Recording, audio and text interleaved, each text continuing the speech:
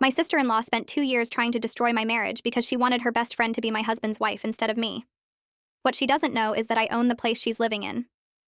She started small, forgetting to invite me to family dinners, telling me the wrong time for birthday parties, cropping me out of photos she posted online. "Sorry, must have slipped my mind," she'd say with that fake smile. I tried talking to my husband Ryan about it, but he always defended her. "She's just protective. We're really close. Give her time." The thing about Natalie was she knew exactly how to work him. She'd been manipulating him since they were kids. She'd cry about how I was changing him, how he never spent time with family anymore, how I was isolating him. None of it was true, but she was good at the tears. Then her best friend Ashley moved back to town after her divorce. Suddenly Ashley was at every family event, sitting next to Ryan, laughing at his stories. Bringing his favorite beer, Natalie would seat us at opposite ends of the table, put Ashley right beside him. "Ashley's having such a hard time," Natalie would say. "Ryan, you should help her fix her car. You're so good with those things." And he'd go, because he was helpful like that. Natalie would text me the wrong address for restaurants, then act shocked when I showed up late to find Ashley in my seat. "We didn't think you were coming, so Ashley sat down. You don't mind, right?" She'd invite Ashley to stay at their mother's house during holidays when we visited, knowing there weren't enough bedrooms, suggesting Ryan and Ashley could share the pull-out couch while I took the uncomfortable armchair. "It just makes sense space-wise," she'd say. The worst part was how calculated it all was. She never did anything obvious enough for Ryan to see it. When I'd bring it up, she'd twisted everything. "I'm trying so hard to include you, but you're always so negative. Maybe if you were friendlier, warmer, more like family." She'd say this in front of everyone, making me look like the difficult one. The breaking point came last Christmas. Natalie planned a huge family trip, told everyone except me it was happening. When I found out 2 days before, she said, "Oh, I thought Ryan told you. Well, there's no more room in the cabin now. Ashley's coming since she's alone for the holidays. But you understand, right? Ryan went without me." Posted pictures of them all by the fireplace. Ashley wearing the Christmas sweater his mom bought her. The same mom who still called me Ryan's wife after 6 years. Never my actual name. When he came back, I was done. Not because I thought he cheated. He didn't. But because he couldn't see what was happening. Wouldn't believe me over his sister. Chose them every single time. "If you can't see how she's destroying us, then maybe we shouldn't be together," I told him. He said I was being paranoid, jealous, controlling. So we divorced. Quick, clean, no fighting over assets. He kept his retirement, I kept mine. He got the house his parents helped with. I got our investments. We both cried signing the papers. "I still love you," he said. "I love you too," I said. "But love isn't enough when your family is actively against us." Natalie was thrilled. She helped him move out, organized a fresh start party, invited Ashley, of course. She even moved into the luxury apartment downtown to be closer to him, help him through the divorce, she said. The 1,200-square-foot apartment with the doorman and rooftop pool. She posted pictures constantly. "So blessed to have this space. Living my best life." Sometimes good things come from bad situations. She had no idea that apartment was part of my investment portfolio. I'd bought it 5 years ago, before I even met Ryan. It was in my company's name, managed by a property firm. Natalie never asked who owned it, just saw it online and applied. The property manager didn't know she was my sister-in-law. Why would they? Different last names, no connection. She'd been living there 8 months when she threw Ryan and Ashley's engagement party. Yeah, they got engaged. Natalie's dream come true. She posted about hosting it in her beautiful apartment. How perfect everything was. How Ashley was the sister she'd always wanted. I waited until the week after the party to show up. Told the doorman I was there for a property inspection. He let me right up. I had all the documentation. Natalie answered in her yoga clothes, wine glass in hand at 2 in the afternoon. Her face when she saw me was priceless. "What are you doing here?" "Property inspection," I said, walking past her. "I need to check for damages, review the unit. You can't just barge in here. I have rights. Actually, as the owner, I have the right to inspect with proper notice, which was sent last week." I pulled out the paperwork. Her face went white. She grabbed for the papers, but I held them back. I walked past her into the living room and started taking photos with my phone. The apartment looked different from the listing photos. She'd painted one wall dark gray without permission. I documented that. She followed me around, talking fast about how she didn't know, how this was crazy, how we were family. I moved to the kitchen and found she'd replaced the cabinet hardware with expensive brass pulls. More photos. The granite countertop had a crack near the stove that wasn't in the move-in inspection report. I wrote notes on my tablet while she kept saying she'd been the perfect tenant, always paid on time, never caused problems. I agreed with her about the rent payments. My property management company had no complaints about that, but the lease was clear about modifications. She needed written approval for any changes. She didn't have it. I moved to the bedroom and found scuff marks on the hardwood floors, probably from moving furniture for that engagement party.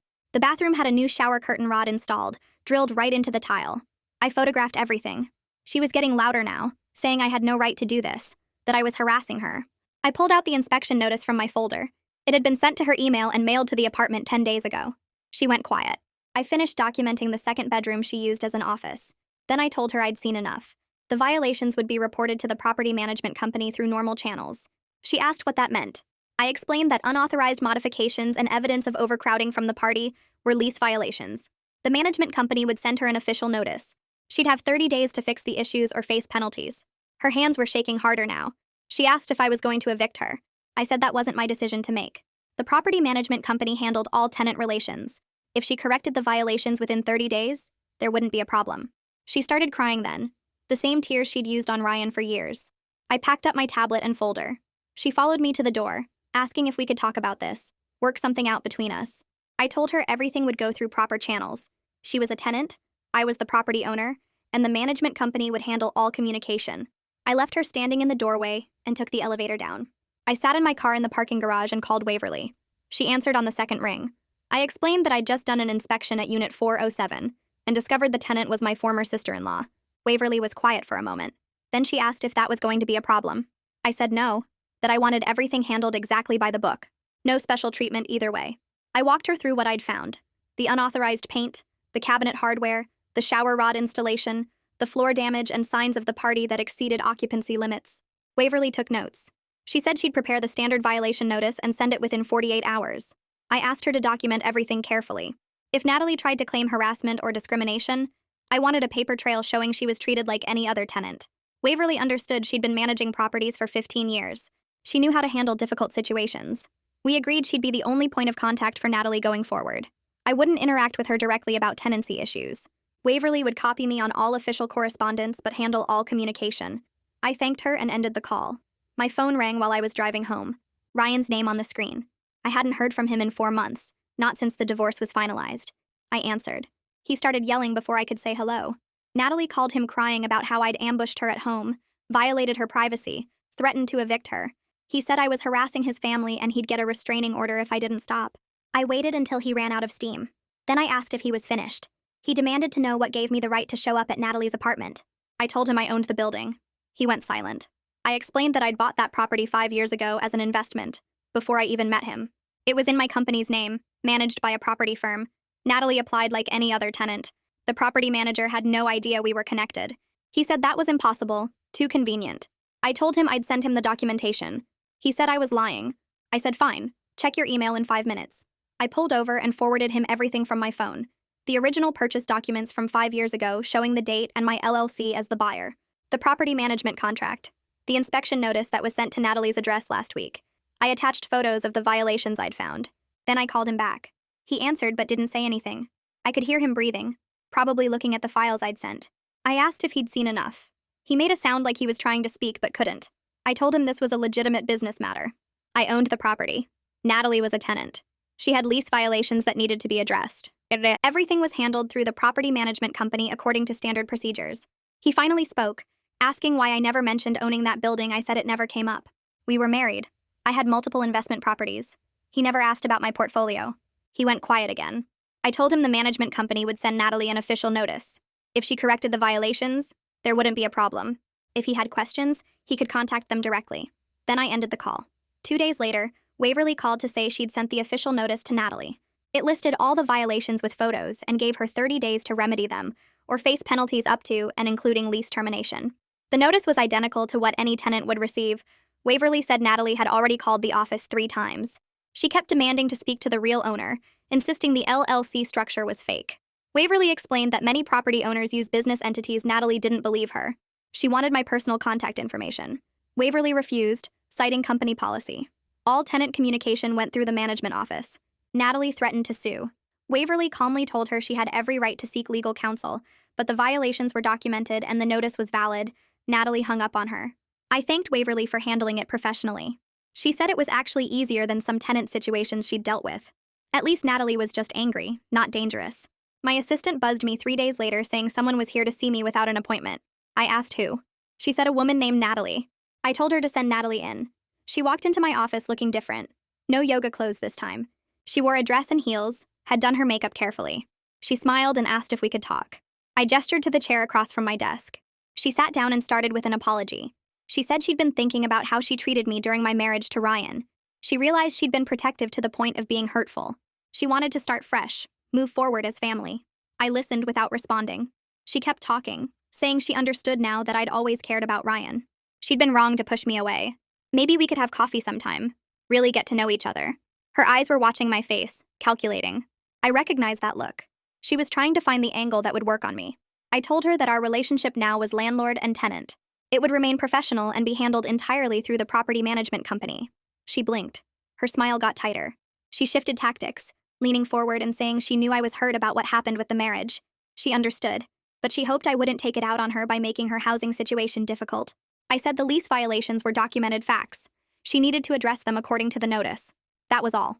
She started crying then. Real tears this time. Or at least better fake ones than usual. She talked about how hard everything had been since her divorce. How much she loved that apartment. How she couldn't afford to move. How she'd fix everything. She just needed me to understand her situation. I waited until she finished. Then I explained that complying with her lease terms was all that was required.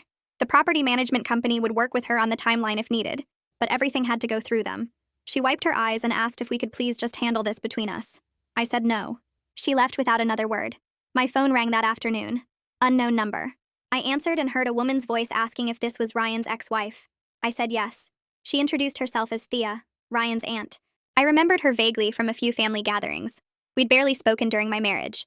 She said she'd heard what happened with Natalie in the apartment. She wanted to meet for coffee if I was willing. I asked why. She said there were things about the family I should know, things she should have told me years ago. I was curious enough to agree. We set a time for the next day at a coffee shop downtown.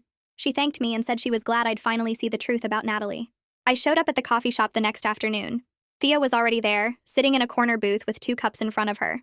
She waved me over and slid one across the table. She looked tired, older than I remembered from those few family gatherings. She started talking before I even sat down fully. She said Natalie learned how to control people when she was 12, right after their father left.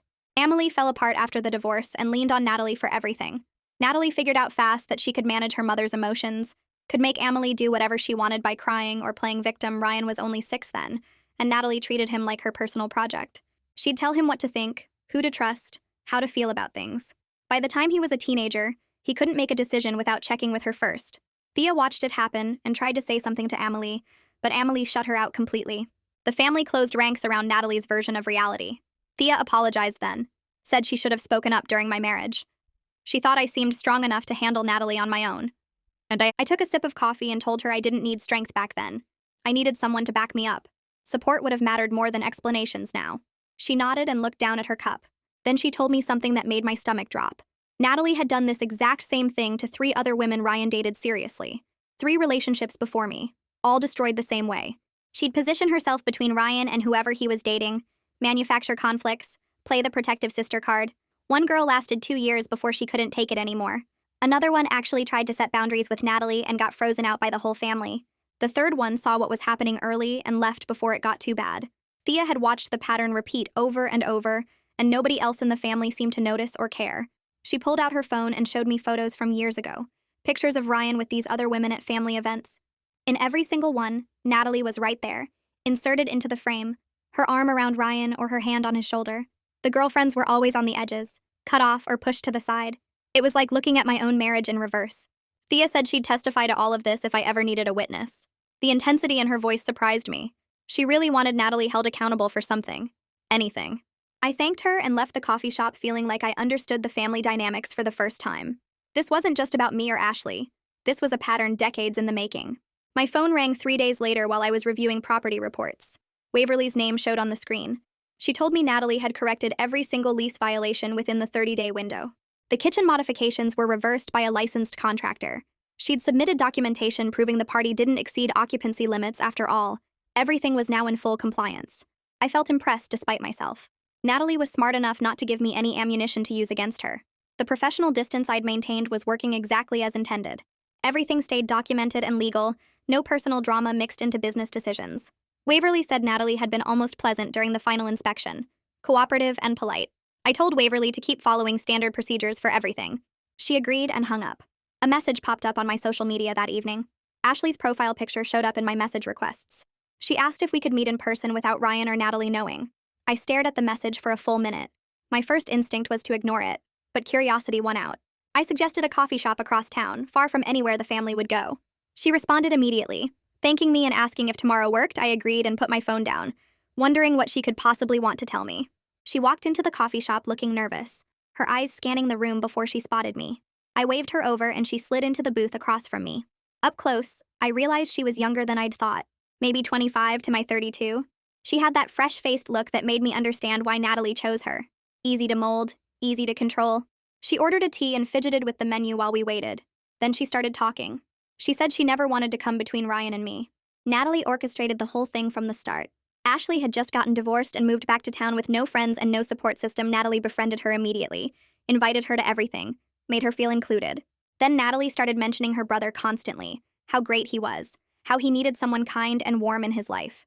Ashley went along with it because Natalie was her only friend. She pulled out her phone and showed me text messages. Months of messages from Natalie coaching her on what to say to Ryan, how to act around him, what to wear to family events. Specific instructions about laughing at his jokes, asking about his work, bringing his favorite beer. I scrolled through them and felt sick. It was the same manipulation that had been used on me, just from a different angle. Natalie had been playing puppet master with both of us. I asked Ashley why she was showing me this now. She set her phone down and her hands were shaking slightly. She admitted she was scared of marrying into this family. Natalie had become more controlling as the wedding got closer. She was dictating every detail of the wedding plans, insisting they all needed to live near each other after the marriage, calling Ashley multiple times a day to check in. Ashley realized she wasn't gaining a husband. She was absorbed into Natalie's control system. She'd be another person Natalie managed and manipulated. The wedding was supposed to be in 4 months and Ashley was having panic attacks about it. She begged me not to tell Ryan about our meeting. She said Natalie would destroy her if she found out. I didn't promise anything, but I told her I understood her situation better than she probably realized. She was another victim of Natalie's manipulation, just one who happened to benefit from it at first. Now she was seeing the cost of that benefit. I felt unexpected sympathy for her. She wasn't the enemy I'd thought she was. She was just young and lonely and got caught in Natalie's web like everyone else. We finished our drinks and she left first, checking over her shoulder like she expected Natalie to appear. I called Emily Walton the next morning. She was a tenant rights attorney someone had recommended months ago when I first expanded my property portfolio. I needed to make sure I was handling everything with Natalie legally and ethically. Emily had me come to her office that afternoon. I brought all my documentation, every inspection report, every communication with Waverly, every notice sent to Natalie. Emily spread it all out on her conference table and went through each piece carefully. After an hour, she looked up and told me I'd been completely appropriate in my role as landlord. Everything followed standard procedures exactly. She advised me to maintain the professional distance and never let personal history influence any business decisions. I assured her that was exactly what I'd been doing. Everything went through Waverly. Everything was documented. Everything was by the book. Emily warned me that Natalie could potentially sue for harassment or discrimination if I treated her differently than other tenants. Even the appearance of personal motivation could cause legal problems. I told her that everything went through the property management company and followed their standard procedures exactly. I'd never given Natalie special treatment, good or bad. She was just another tenant in my building. Emily seemed satisfied but told me to document every single interaction meticulously going forward. Save every email, every call log, every inspection report. If Natalie ever tried to claim harassment, I'd need proof that everything was handled professionally. I thanked her and left feeling more confident about my approach. My accountant Gavin called that week about the quarterly review of my property portfolio. We went through each building's performance, discussing occupancy rates and maintenance costs. When we got to the downtown building, Gavin mentioned that Natalie's rent payments had been consistently on time every single month. She was actually a model tenant financially. Never late, never bouncing checks, never causing problems with payments. I realized that despite everything personal between us, she was giving me no legitimate business reason for complaint. She paid her rent. She followed her lease terms. She maintained the apartment properly. As a landlord, I couldn't ask for better. The irony wasn't lost on me. The woman who destroyed my marriage was now my most reliable tenant. 3 days later, Ryan showed up at my office without calling first. My assistant buzzed me saying someone was here to see me, and when I walked out to the lobby, there he was. He looked terrible, dark circles under his eyes, wrinkled shirt like he'd slept in it. He asked if we could talk about what really happened to our marriage. Thea had told him some things that made him question everything he thought he knew. I didn't want to rehash old pain, didn't see the point of going over everything again, but something in his face, the way he looked lost and tired, made me agree to dinner that evening. He left and I spent the rest of the day trying to focus on work, wondering what Thea had said to him. That evening we met at a quiet restaurant across town, the kind of place where tables were far enough apart for private conversations. Ryan ordered a beer, I got wine, and we sat in awkward silence for a minute before he started talking. He'd been thinking a lot since finding out I owned Natalie's building. The coincidence had made him look at other things differently, made him question what else he'd missed. He pulled out his phone and started scrolling, then turned it toward me. Text messages from Natalie. Dozens of them over the past 6 months. I leaned closer and read them. Messages celebrating that I wasn't at family dinners anymore. Messages about how much better everything was without me there. Detailed plans about seating arrangements to put Ashley next to Ryan. Strategy sessions about topics Ashley should bring up. Stories she should tell. It was all there, written out in Natalie's own words. Proof of everything I'd tried to tell him during our marriage. Ryan's hands shook as he scrolled through more messages. His face looked crushed, like he was seeing his sister for the first time. He kept saying he couldn't believe it. Couldn't believe he'd been so blind. I watched him process what I'd been trying to show him for years. He apologized then. Really apologized.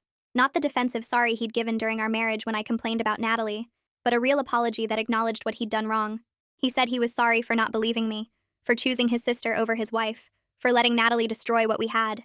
He looked at me across the table and asked if there was any chance for us, any way to fix this.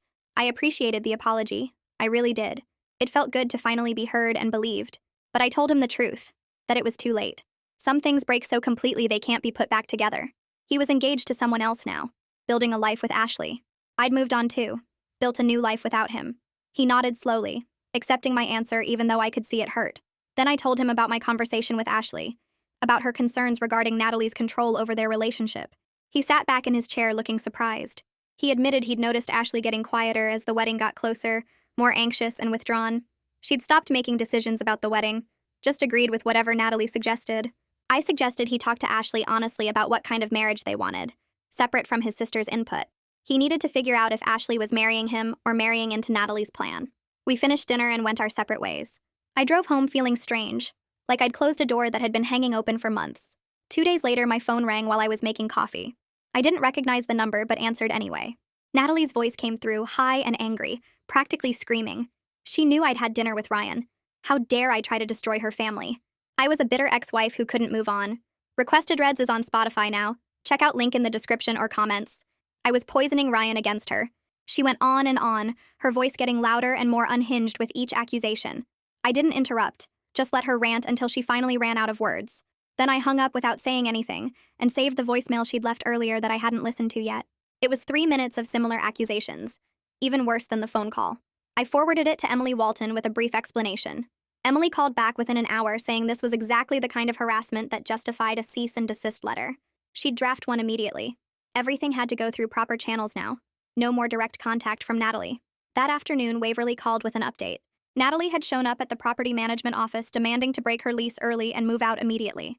Waverly had calmly explained the financial penalties for breaking a lease, showed her the terms she'd signed. Natalie had gotten upset, raising her voice, claiming she was forced out of her home. Waverly had remained professional, explaining that Natalie was welcome to stay through her lease term, or leave according to the terms she'd agreed to. The choice was hers, but the penalties were standard and applied to all tenants equally. I thanked Waverly for handling it so well. After we hung up, I sat at my desk looking at all the documentation I'd accumulated.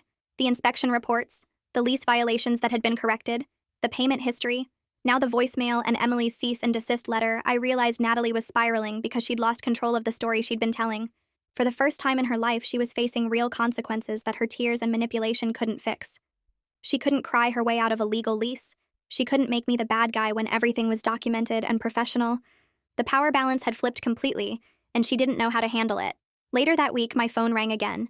This time it was Emily, Ryan's mother. I almost didn't answer because I couldn't imagine why she'd be calling me. She'd never accepted me as Ryan's wife, never even tried. But curiosity won, and I picked up.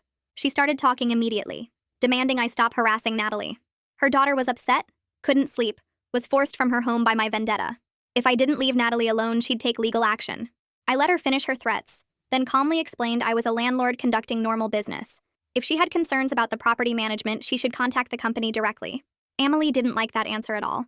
She started listing everything wrong with me as a wife. I was cold, unfriendly, didn't make enough effort with the family. I never cooked the right foods for holidays. I didn't understand their traditions. I'd isolated Ryan from his family. On and on she went. Every complaint she'd apparently been storing up for 6 years. I let her talk herself out completely, waiting until she finally paused for breath. Then I asked if she was finished. She made a surprised sputtering sound, clearly not expecting me to respond that calmly. I told her that her opinion stopped mattering to me the day the divorce was finalized. Then I ended the call and blocked her number. An hour later, Thea called, laughing so hard she could barely talk. Emily was calling everyone in the family, ranting about my disrespect and rudeness. Thea said it was the best thing she'd ever heard, that someone had finally stood up to Emily's bullying.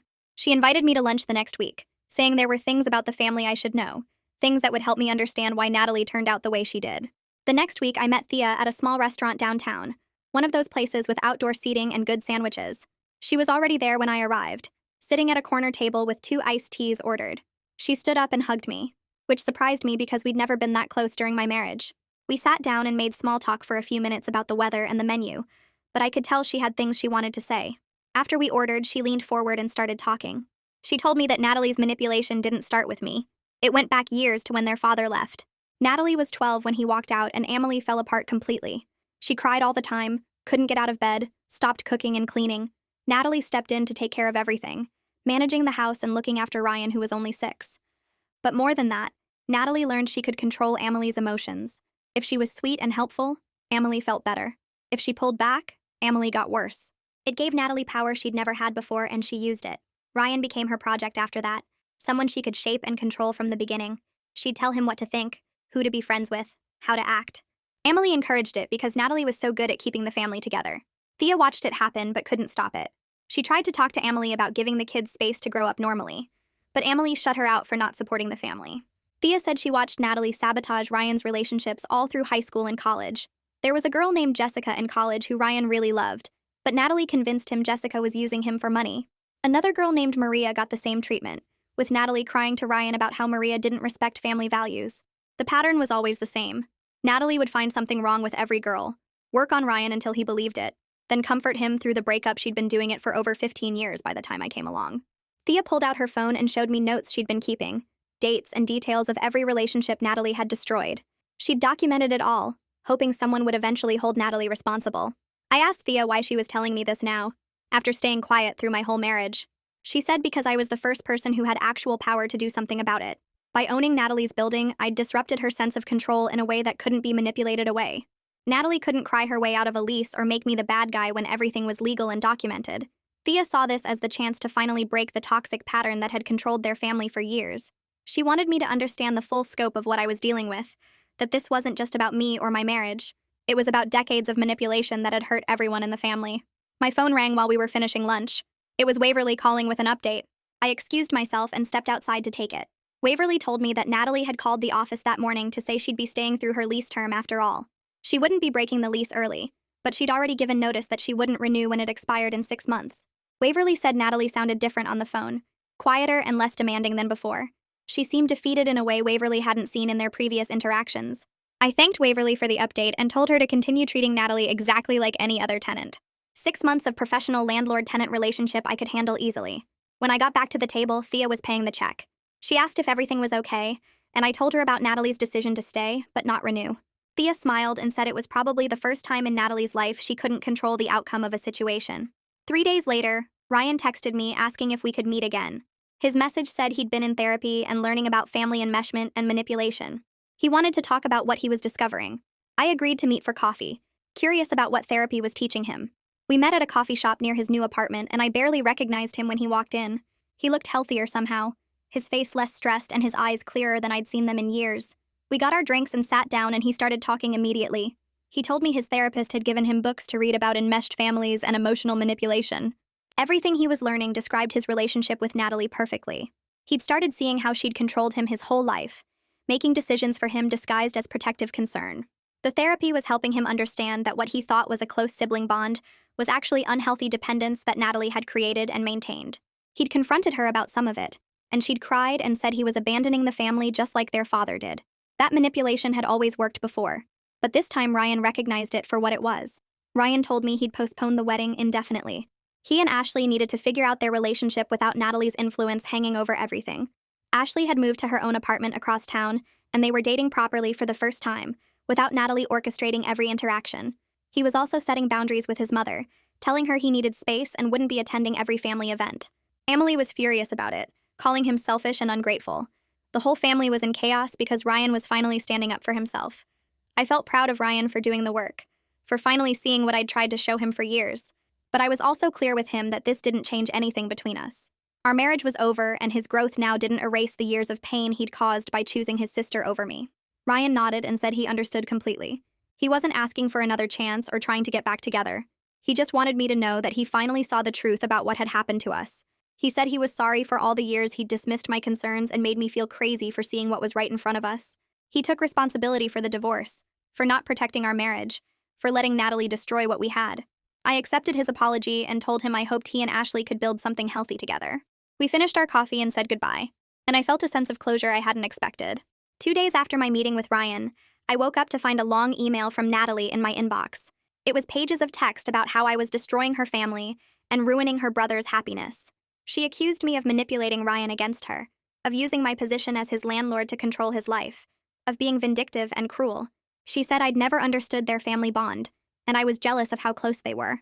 The email went on, listing every way I'd supposedly wronged her and demanding I leave them all alone. I read it once, then forwarded it to Emily Walton without responding. Emily called me an hour later and said she'd send Natalie a formal cease and desist letter. The email was clearly harassment, and Emily wanted it on record that Natalie needed to stop all direct contact with me. Everything had to go through proper legal or business channels from now on.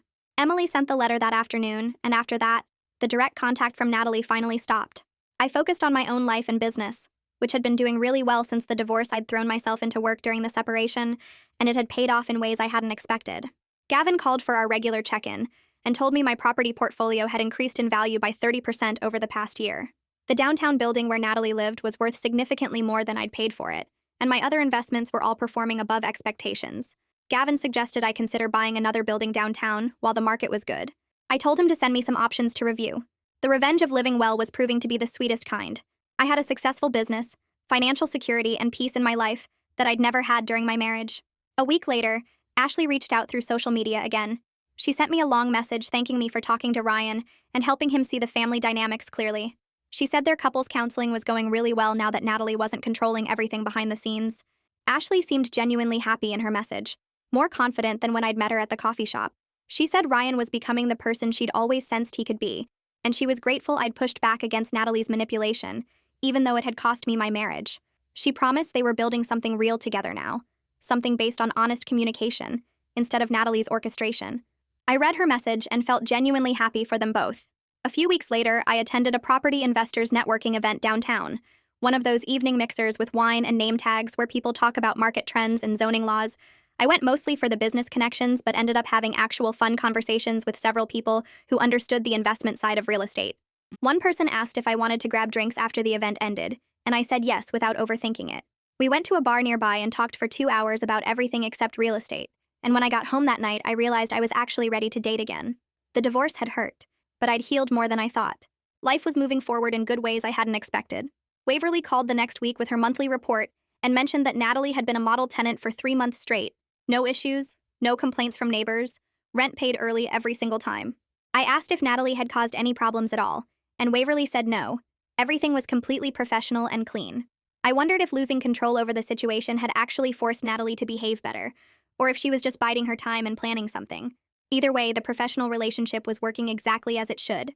Natalie was following her lease terms, and I was staying completely out of her personal life. Thea called a few days after that and invited me to a small family gathering she was hosting, making it very clear that Emily and Natalie would not be there. I was surprised but agreed to come. When I arrived at her house that Saturday, I met several of Ryan's extended family members I'd never known during the marriage. The biggest surprise was meeting Ryan's father for the first time. He'd left when Ryan was young, maybe 7 or 8 years old, and I'd always assumed he was completely out of the picture. He was there with his second wife, a kind woman who taught high school math, and he had a completely different perspective on the family dynamics than anyone else I'd talked to. Ryan's father pulled me aside after dinner and apologized for not being present to protect Ryan from Natalie's manipulation growing up. He admitted he left partly because Emily was using the children as emotional weapons during their marriage, and Natalie had learned to do the same thing by watching her mother. He said he tried to maintain contact with both kids after the divorce, but Emily and Natalie made it impossible, poisoning Ryan against him with lies and manipulation. Every visit became a battle. Every phone call ended with Ryan crying and confused, until eventually he just stopped trying because he thought he was hurting Ryan more by staying involved.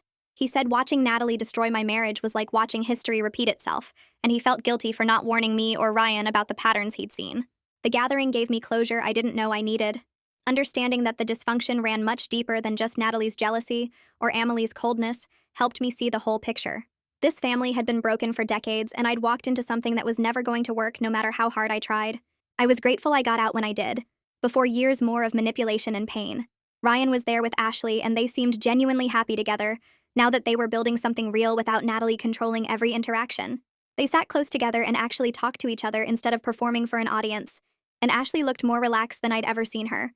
I started dating the person I met at the networking event, taking things slow but enjoying the connection we were building. They knew about my divorce and the complicated family situation because I was honest from the start, and they were respectful of my boundaries in ways that felt completely different from my marriage. We went to dinner, saw movies, took walks around the city, and everything felt healthy and normal in a way my relationship with Ryan never did. There was no family drama, no hidden manipulation, no walking on eggshells. Just two people getting to know each other and seeing if something good could develop. Waverly called again when Natalie's lease was approaching its end and confirmed that Natalie was moving to a different neighborhood entirely, somewhere across town near her job. I felt relief that the landlord-tenant relationship would end cleanly and professionally. Natalie never caused problems after that initial confrontation in her apartment, which I respected despite our history. She could have made things difficult, but she chose to follow the rules and behave appropriately, and I appreciated that maturity, even though we'd never be friends. Ryan called me on a Tuesday afternoon to tell me he and Ashley had decided not to get married after all, but they were staying together and building a life on their own terms. He said they realized the engagement had been rushed and influenced by Natalie's expectations, and they wanted to figure out their relationship without that pressure. He was maintaining boundaries with Natalie now and had a healthier relationship with his mother after some hard conversations. He sounded genuinely happy and clear-headed in a way I'd never heard during our marriage, like he'd finally figured out who he was separate from his family's control. I realized after that call that owning Natalie's building had turned out to be the catalyst for everyone in that family to face the truth. My unintentional power over her living situation forced her to behave differently, which allowed others to see the manipulation clearly when it wasn't hidden behind perfect performance. Sometimes the universe has a sense of irony that's almost funny. I never planned to own my ex-sister-in-law's apartment, never wanted that kind of power over her life, but it ended up being exactly what everyone needed to see reality. Thea and I started meeting for lunch monthly after that gathering, and we became genuine friends, separate from any connection to Ryan or his family. She was thrilled that Ryan was finally breaking free from the family dysfunction, and kept thanking me for starting the process. I told her Ryan did the work himself, that he made the choice to see the truth and change his patterns. I just happened to own the right building at the right time, and everything else was Ryan's own growth and effort. 3 weeks later, Waverly called me on the morning of Natalie's scheduled move-out.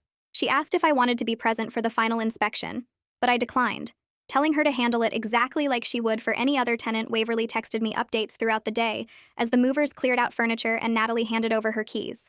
The final inspection revealed the apartment in perfect condition, every wall clean, every fixture working, not a single issue to document. Waverly sent photos showing the immaculate state of each room and confirmed that Natalie would receive her full security deposit within the required time frame. Her last text mentioned that Natalie had been professional and cordial during the walkthrough, almost subdued compared to her usual personality. The landlord-tenant relationship ended exactly as it should have, with proper procedures followed and no drama on either side. I felt satisfied that everything had been handled correctly from start to finish. The property management conference in Dallas came 2 months after Natalie moved out, and I flew there feeling more confident than I had in years.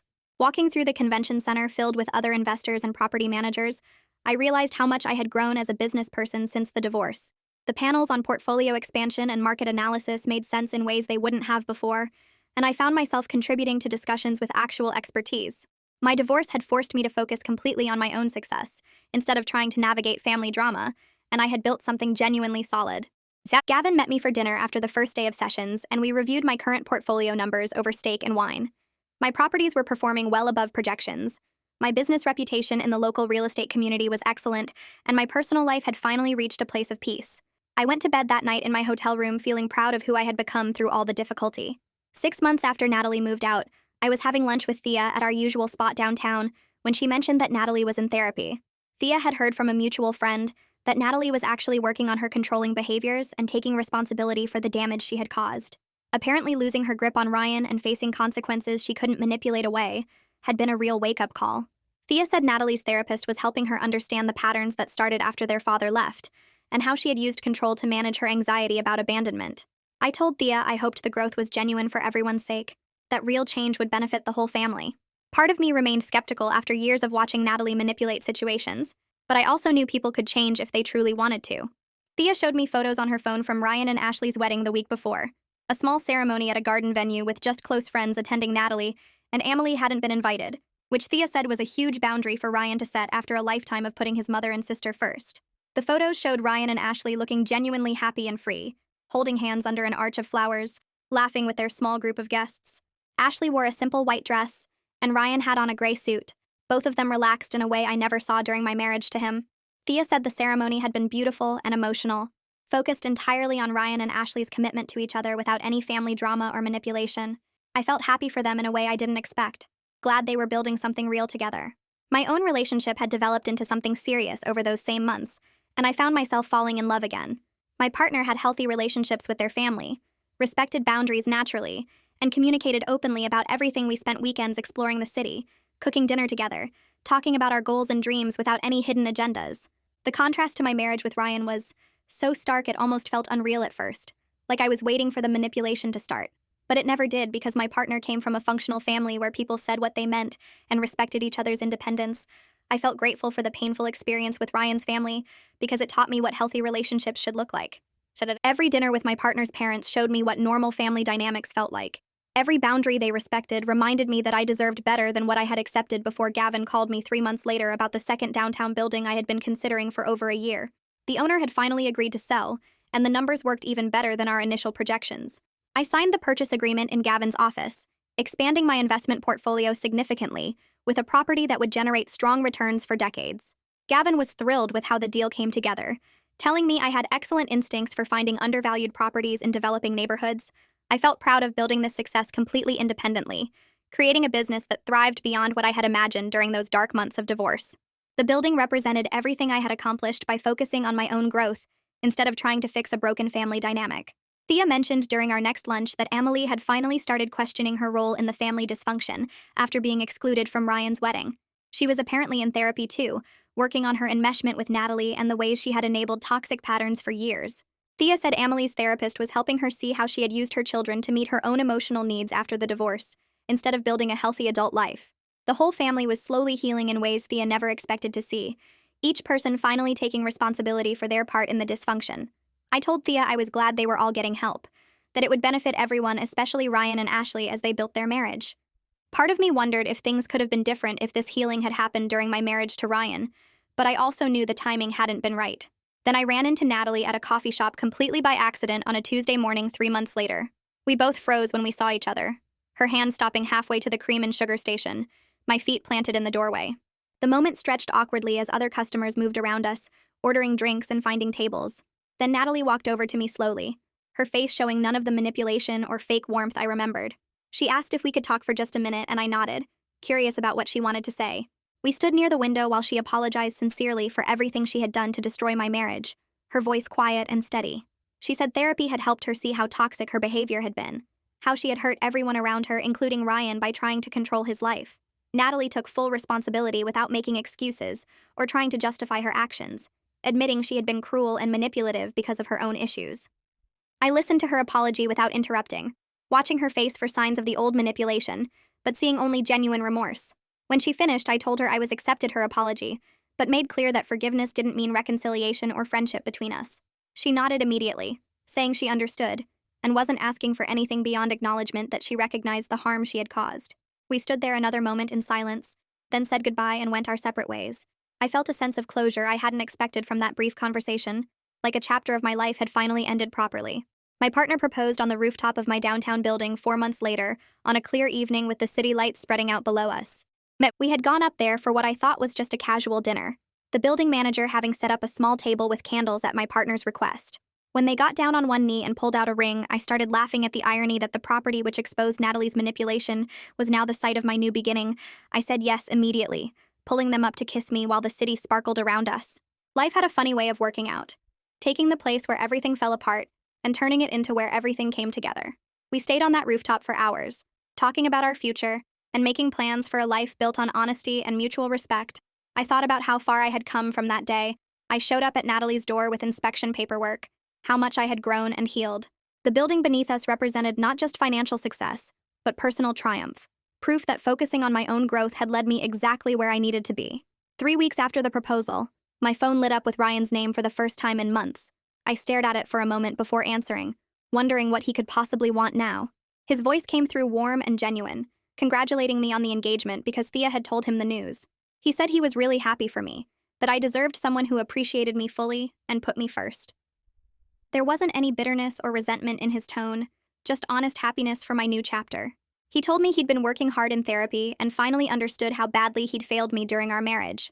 I thanked him for calling and told him I appreciated how much he'd grown since the divorce. We kept it brief and cordial, ending the call on good terms, and I felt grateful that he'd reached that point of genuine self-awareness. It was the closure I hadn't realized I still needed from him. The wedding planning started immediately after that call, and I threw myself into it with pure excitement. My partner and I met with vendors, toured venues, and made decisions together with equal input and enthusiasm. Their family welcomed me completely, inviting me to dinners and including me in conversations without any of the manipulation or exclusion I'd experienced with Ryan's family. Their mother learned my coffee order after one visit and always had my favorite pastries ready when I came over. Their sister asked genuine questions about my business and actually listened to the answers instead of looking for ways to undermine me. The contrast between this warm, healthy family dynamic and what I'd endured with Amelie and Natalie made me appreciate my new life even more. Every planning session felt joyful instead of stressful because everyone involved actually wanted to celebrate our happiness. My partner's parents offered to help with costs, but respected our boundaries when we said we wanted to handle it ourselves.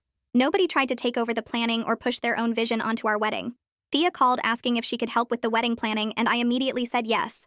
She showed up to our next planning meeting with a notebook full of ideas and vendor recommendations from her own daughter's wedding years ago. We spent hours together going through details, and she became an invaluable part of the process. One afternoon, while we were addressing invitations, she joked that she was finally getting to celebrate a wedding in her family that wasn't built on manipulation and control. I laughed and told her she was family to me now, regardless of my divorce from Ryan. She got teary and hugged me, saying she'd always hoped I'd stay in her life somehow. Thea helped me choose flowers, gave honest opinions on dress options, and even hosted my bridal shower at her house. She told stories about watching Ryan grow up and admitted she'd always known Natalie's behavior was toxic, but hadn't known how to stop it. I appreciated her honesty and her genuine support during this happy time. The wedding day arrived on a perfect Saturday in June with clear skies and warm sunshine. I stood in the bridal suite surrounded by friends who'd supported me through the divorce and this new relationship, all of them helping with final touches and keeping me calm. My partner's family filled the venue with laughter and love, creating an atmosphere of pure celebration. Thea sat in the front row beaming with pride, and even my own parents looked happier than I'd ever seen them at my first wedding. As I walked down the aisle toward my partner, I realized that Natalie's attempts to destroy my first marriage had actually pushed me toward this better life. I owned a successful property business that kept growing. I had real friendships with people who genuinely cared about me, and I was marrying someone who valued me completely and put our relationship first. The revenge of living well wasn't just a saying, it was my actual reality now. Everything I'd built since the divorce, from my thriving business to these authentic relationships, proved that sometimes the best response to manipulation is simply succeeding without the manipulators in your life. And that's where we'll stop. I like when stories remind us of small things that still matter. If it helped you reflect or learn something, that's what counts.